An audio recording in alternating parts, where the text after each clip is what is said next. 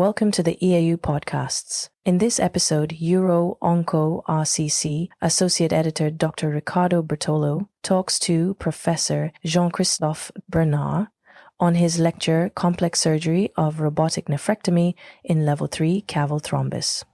Hi everybody, this is Riccardo Bertolo from the University of Verona, working as Associate Editor of the UROONCO platform EAU Kidney Cancer. I have the privilege of being here at the ERUS Congress in London with the great expert in kidney cancer surgery, minimally invasive cancer surgery, Professor Jean-Christophe Bernhard. He is a professor of urology at the University Hospital in Bordeaux. He chairs the eye care program, is very specialized in minimally invasive robotic surgery for kidney cancer. He also leads the ERUS25, the French National Research Network on Kidney Cancer. Hi, thank you, Riccardo. Hi, everybody. It's a pleasure to be with you. Thank you for the invitation. Thank you so much. So my first question is, in your special lecture for the Young ERUS section, you discussed how to maintain your motivation during surgical training. Training in robotic and complex urologic surgery is long and demanding. This is well known. What, in your view, are the key strategies young surgeons should adopt to sustain motivation and resilience throughout this journey? That's a good question. Actually, I think there are several recommendations maybe that we could give to our residents and the young fellows. First of all, not to forget that surgical training actually is, even if it can be perceived to be long and sometimes difficult, has to be seen as a golden period in your journey, to become an experienced surgeon. And I think it's important for them to keep this in mind, because this will really be the foundation of everything that will be their future career. The ability to create close relationships with seniors, mentors, co-trainees. They will not have anymore this kind of abilities to do so. The ability to go away, go abroad, to be open-minded to different techniques, different way of mind on our specialty is also something really important. And I would say that also they have to see the big picture. We may tend to focus on the difficulties, but actually the big picture is that this specific period of time will really shape what they will become later on. And this is really important. And the last point is also to remind them that they are the future. They are the future of our specialty of urology. At the moment of training, it's the moment where they can dream big, launch scientific projects, trying to innovate. And these kind of projects can last for many years, but this is the moment to do so. And to be conscious that they are the future, so they have to shape it. Yeah, these are very great points. And shifting now to your talk about complex surgery on robotic nephrectomy, level 3 caval thrombi. This is among the most technically demanding procedures in urologic oncology.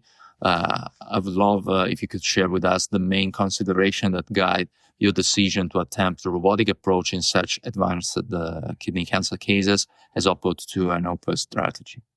Well, I would say that nowadays our first strategy is to do it robotic assisted. And if we feel that it is not feasible, then we switch to open. But this is not the opposite.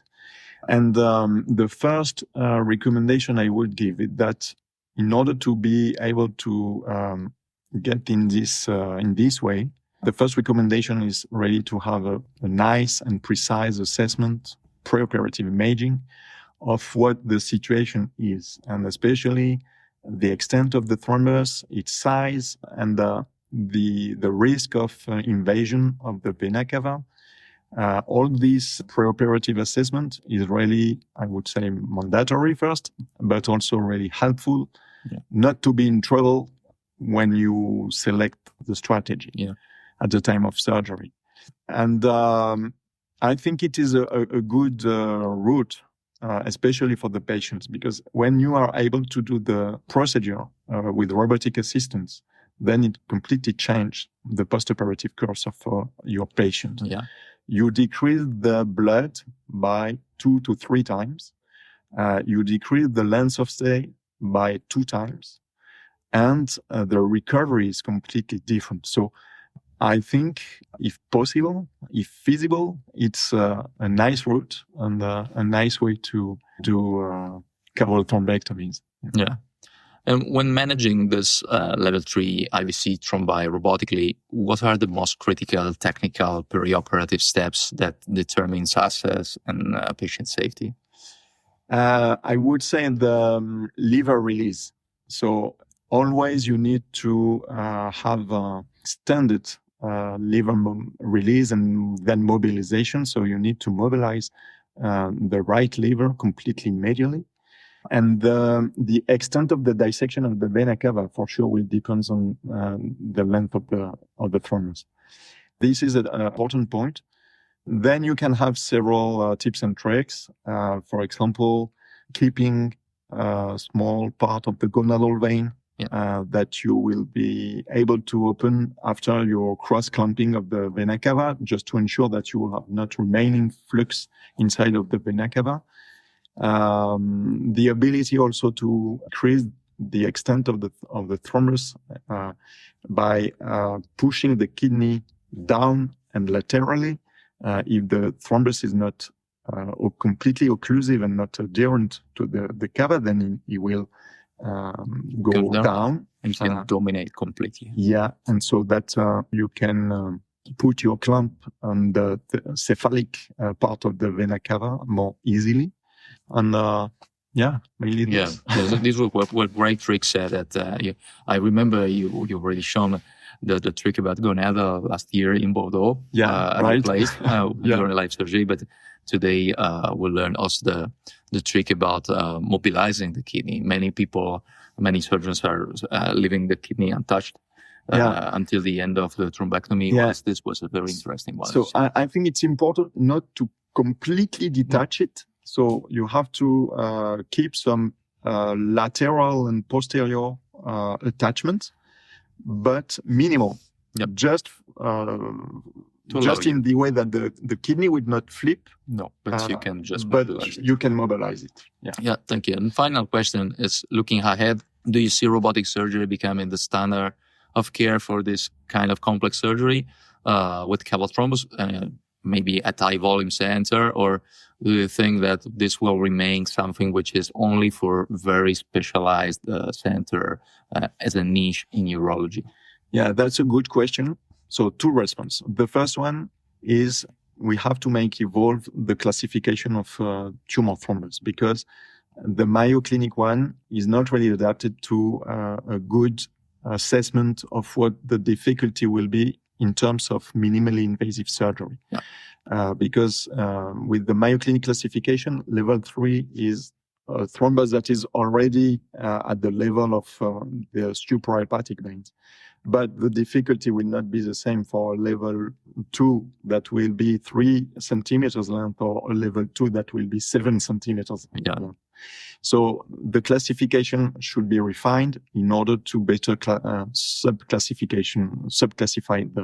the complexity of the case. This is the first response. The second one is that tumor thrombus is not something that is really, the incidence is low.